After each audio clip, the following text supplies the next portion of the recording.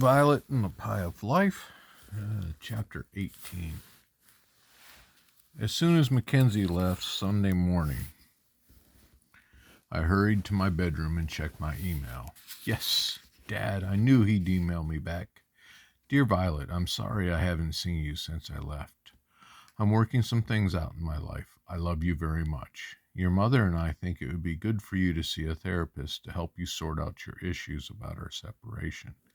It would be better to talk to your issues face to face with your mother and or a therapist than through emails with me. Love, Dad. My eyes narrowed, blurring Dad's words on my laptop. I wanted to punch it and throw it against the wall and let out a long, strange noise, a growl, a roar that sounded something like, "Ah." Mom knocked on my door. Are you all right, Violet? I ran to my door, threw it open, and shouted, You talked to Dad, and you didn't even tell me. Why didn't I get to talk to him, too? And you both think I shouldn't email him and I need a therapist?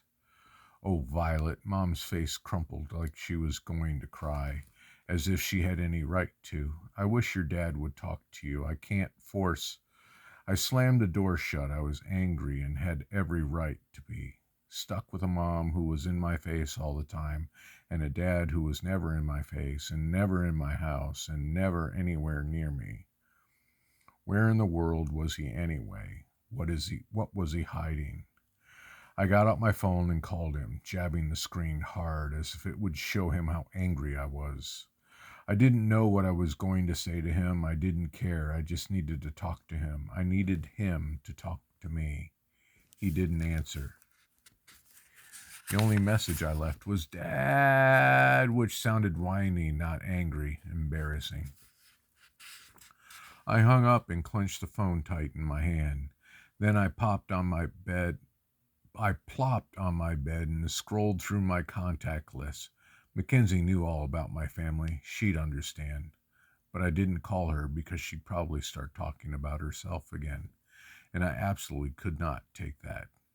I stared at the screen. I stared at the screen. Allie, she wouldn't understand, not with her nice parents and cute sisters and perfect life. Then I called Dad again and left a calmer message. Dad, I don't need therapy. I just need to talk to you. Call me and tell me what's going on. I sat on my bed and waited for him to call me back, but he didn't. So I left another message, and another, and another, and another, and they all said exactly 2 words, called me. I filled up his mailbox. Now he'll have to listen to me. Call me, call me, call me, call me, call me, call me, call me, call me, call me, call me.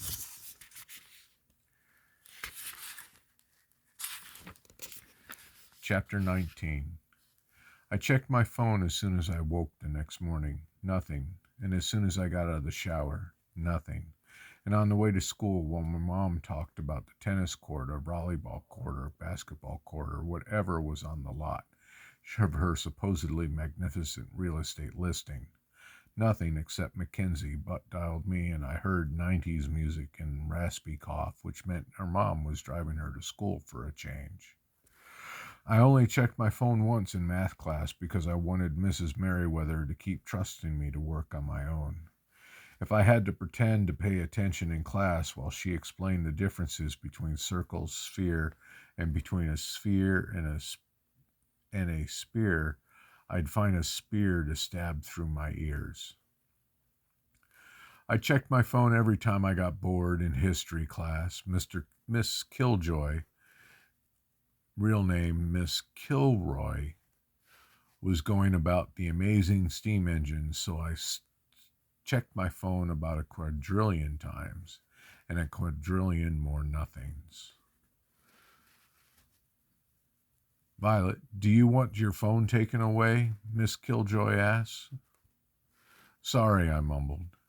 I looked at the time on my phone. Class wouldn't be over for another 20 minutes. I couldn't imagine waiting that long without checking my phone again, so I said, My great-grandfather is dying. I need to check for news. My great-grandmother is dying. I need to check for news. Oh my goodness, that's not a good thing to say. I thought your great grandmother died last month when your Revolutionary War essay was due. That was my other great grandmother. Killjoy raised her eyebrows. Keeley Washington cracked. Girl, you're getting out of relatives, and most of the class laughed. Actually, both my great grandmothers were ridiculously healthy. My Nana Susan headed a Friends of the Library program, and my Nana Judy played tennis twice a week. But I really was checking for news from my dad, so I hadn't lied that much. Dad didn't call during class, or I walked to the cafeteria, so I gazed at my phone at lunchtime as Mackenzie and I sat across from each other in our usual corner, just us, and an overwhelming stink of overcooked broccoli and disgusting beef stew, and annoying fits of laughter from kids whose parents never told them to stop emailing them. Mackenzie was talking about a road trip her family went on before her dad had died. Best vacation of my life, she said. Apart from our disappointing Girl Scout camping trip, it was the only vacation of her life. It was the only vacation of her life I'd heard about, and I'd heard about it at least twice before. She said, my first time in the mountains and my first time seeing bear cubs. Last time you told that story, it was dark outside, and they may have been raccoons, I said. You're so pissy today, Mackenzie said. And I was. A true best friend would have apologized. A true best friend would have pretended not to have heard Mackenzie's story before. But a true best friend would get to talk too. Mr. Goldsing has said every character was a star of their own story. I was done being the quiet sidekick in Mackenzie's story. I said I'm in a pissy mood because I left a ton of messages for my dad. I left a ton of messages on my dad's voicemail, and he hasn't called back. At least you have a dad to leave messages for, Mackenzie said. At least your dad didn't leave you voluntarily, I said. Mackenzie glared at me. I can't believe you, Violet. I could hardly believe me either. I'd been rude and maybe even mean to my best friend, and instead of trying to back down, I said, I can't believe you, Mackenzie. You're always making things about yourself. Then we got quiet for a long time, which wasn't like us. At least it wasn't like Mackenzie, who was probably dying to say something. She never stayed quiet, even when you were supposed to, like the movies and in class. She still whispered stuff, but now with both of us so mad, talking would mean surrendering. We even ate our sandwiches quietly. Mine, tuna on wheat, Mackenzie's ham on white. Probably refused to look at her. Ham on white, probably. I refused to look at her to make sure. I knew I could out-silence a silence hater like Mackenzie. I thought about her dumb contest about who had it worse in the dad department. How did you even win that contest? Or having the worst or the best? Or not that either. Hey, Zemo. Not that. Where are we at? How did you even win that contest? By having the worst or the best? Not that either of us had it the best. Someone like Allie had it the best. Or the daughter of a billionaire, as long as he wasn't one of those evil billionaire bad guys in movies. If I were a billionaire, I wouldn't spend my time plotting to destroy the world. I'd hang out in my gigantic swimming pool with a water slide and a jacuzzi. I'd have my personal assistant bring me baked goods. I looked at my phone. Nothing from Dad. He was far from a billionaire, but he could still hang out. With me and maybe take me to a bakery. My thoughts churned back to who had it worse in the dad department. It was complicated. I tried to list off different dad situations in my head, but that got even more complicated, so I took my pen and notebook out of my backpack and started writing. Dad situations from bad to worse. Your dad isn't home much because of work. getting a little bit worse. Your dad isn't home much because of fun, bars, and gambling. Your dad says he's working, but your mom accuses him of really being at a bar or a casino. I stared at my notebook. All three of those situations were about the same dad, mine.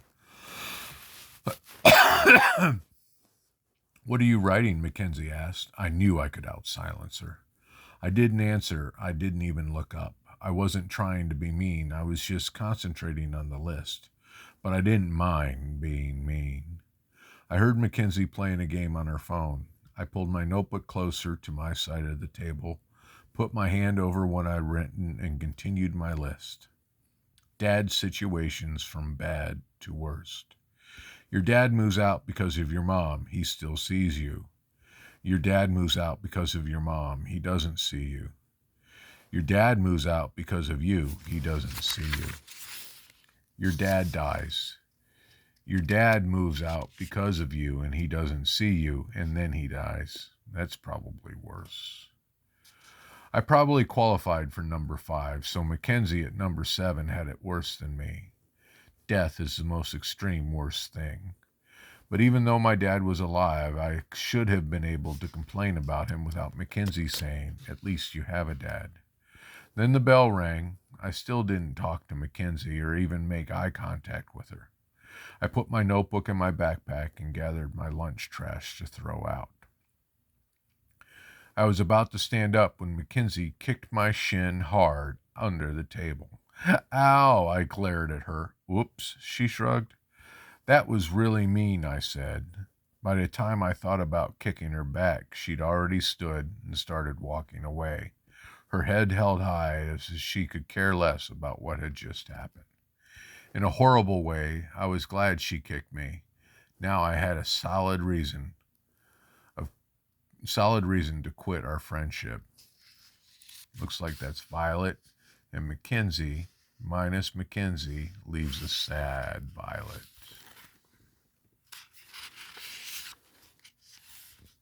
All right, let's see here.